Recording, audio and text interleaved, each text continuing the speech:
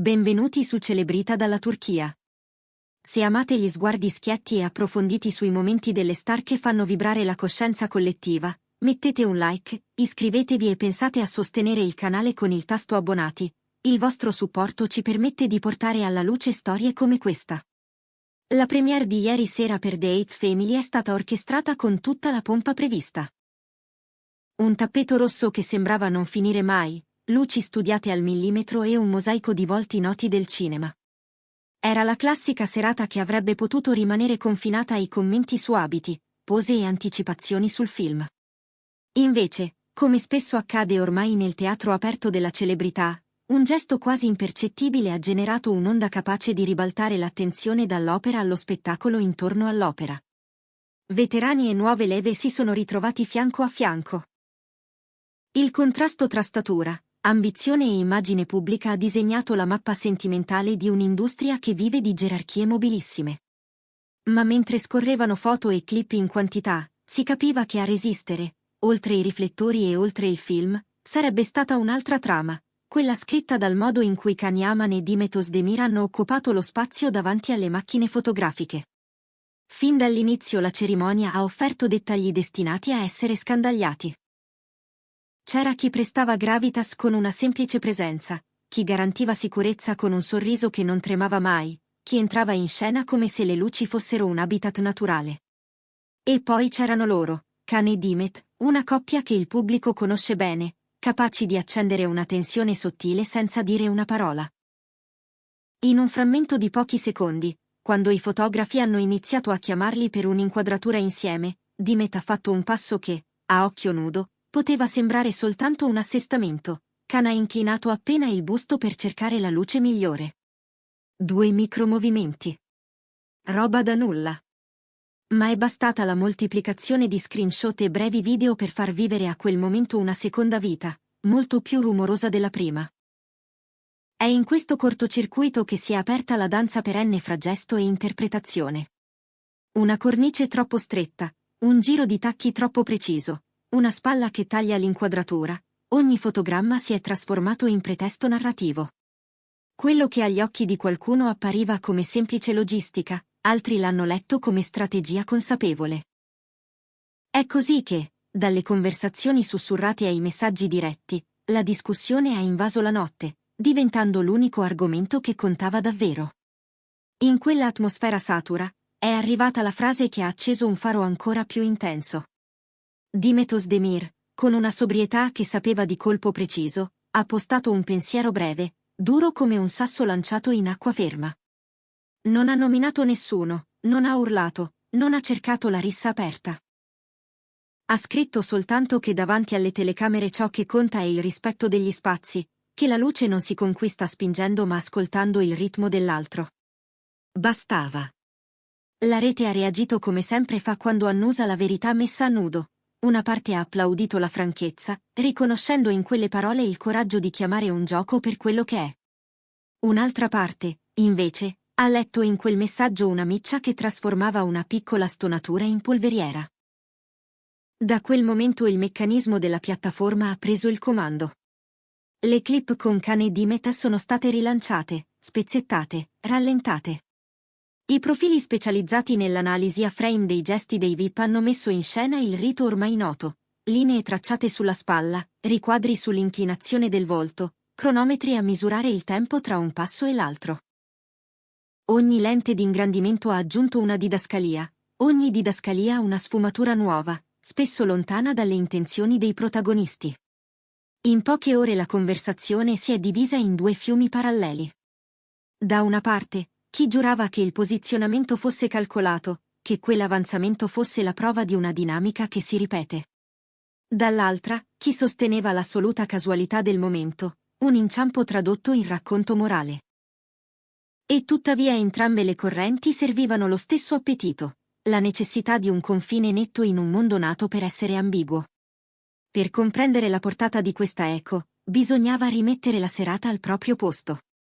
Una premiere è una liturgia pubblica dove ogni ruolo esiste per l'occhio che guarda. Attori, uffici stampa, stylist e fotografi sottoscrivono un patto non scritto, le star offriranno quadri memorabili, i fotografi li rilanceranno, i media li trasformeranno in storie. Dentro questo patto, l'idea stessa di momento autentico si sfalda. Un movimento verso la camera può essere, nello stesso identico istante, la ricerca dell'angolo migliore, un passo di autodifesa da un obiettivo troppo vicino, o il tentativo di comporre una figura armoniosa per uno scatto che durerà 2 giorni e poi scomparirà.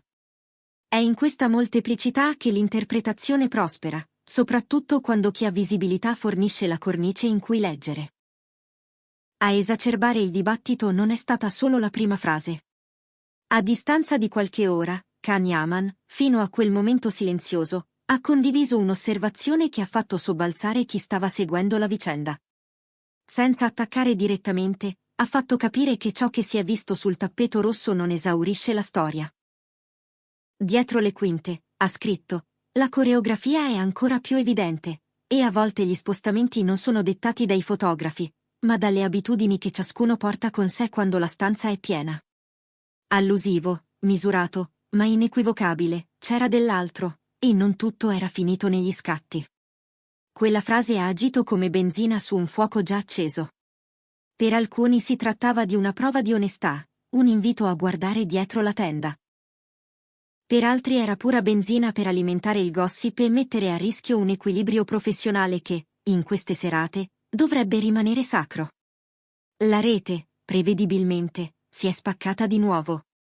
C'erano utenti pronti a citare vecchie occasioni in cui la ricerca spasmodica della luce aveva rubato la scena a qualcuno, e c'erano altri convinti che la competizione in campo visivo non è per forza cattiveria, ma solo parte del gioco. A più voci è stato ricordato un fatto difficile da negare. L'architettura della promozione premia chi emerge.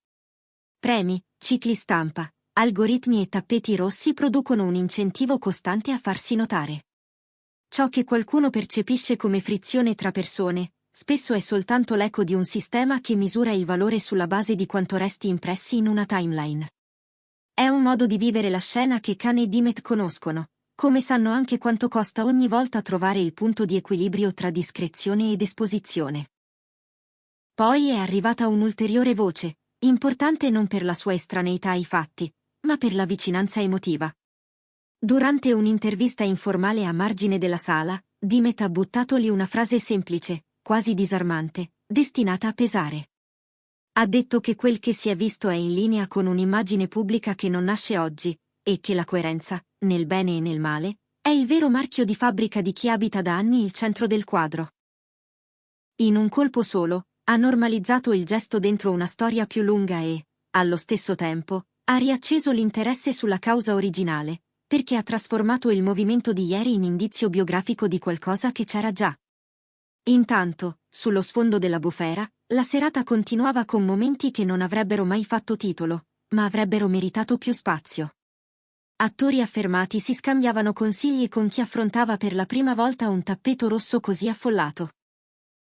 Giovani talenti reggevano la pressione con una grazia sorprendente. E tra brindisi e scatti rubati, Khan e Dimet trovavano il modo di sorridere a chi li chiamava per nome, di fermarsi qualche secondo in più con chi chiedeva attenzione, di smorzare la tensione con una battuta sussurrata. Nel mare aperto della viralità, questi piccoli atti di mestiere e gentilezza restano solitamente ai margini, perché non si incastrano bene in un post da condividere all'infinito. Eppure è proprio il contrasto tra ciò che finisce a dominare e ciò che resta nell'ombra a spiegare come funzionano serate simili. I momenti più fotografati diventano i più narrativizzati, il resto, per quanto umano e significativo, scivola via. Per chi osserva professionalmente e per chi guarda per pura curiosità, questa storia apre domande difficili da chiudere. Quando un gesto è davvero notizia, e quando diventa sovrainterpretazione? Quando si passa dal racconto all'imposizione di un significato? Il confine tra performance e personalità non è una linea, ma una soglia porosa dove presentazione, percezione e proiezione si mescolano senza pietà. Lì, i social trasformano impressioni in certezze, costringendo tifoserie e scettici a scegliere un campo. Il risultato, inevitabilmente, è una discussione pubblica a voce altissima su intenzioni che, per loro natura, rimangono private. E mentre il rumore di fondo si abbassa di un tono, l'industria è costretta a fare i conti con l'ambivalenza dei suoi rituali. Una premiere come quella di The Eighth Family offre visibilità che vale oro, ma rischia di presentare il conto quando un gesto effimero diventa caso prolungato. Per chi gestisce l'immagine e per chi la incarna, la scelta è sempre la stessa: dove tracciare la linea tra visibilità performativa e confine personale. E per chi guarda, l'interrogativo non è meno spinoso. Che cosa cerchiamo davvero quando osserviamo queste scene? Intrattenimento, giudizio morale, o solo il brivido di capire come funziona la macchina della fama? Can Yaman e Dimetos Demir, volti e voci di una serata partita per celebrare un film e finita per raccontare un modo di stare in pubblico, hanno offerto senza volerlo uno specchio dei tempi. Da una parte l'arte di stare nel quadro senza calpestare l'altro, dall'altra l'impossibilità di dominare l'immagine che gli altri costruiscono di te. Se c'è una lezione, è che sui tappeti rossi la coreografia non è mai soltanto una questione di passi, è una grammatica che si scrive in due, e si legge in milioni. Vogliamo sentire la vostra? Questi istanti sul tappeto rosso riflettono veri attriti tra persone, o sono l'inevitabile prodotto di una cultura che vive di pubblicità e di immagini? Raccontateci come avete letto il passo avanti e lo spostamento di spalla, e diteci quali altri protagonisti vorreste vedere al centro delle nostre prossime storie qui su Celebrita dalla Turchia. Le vostre idee contano e cambiano il modo in cui interpretiamo ciò che guardiamo. Grazie per aver seguito con noi l'analisi della premiere di The Eighth Family.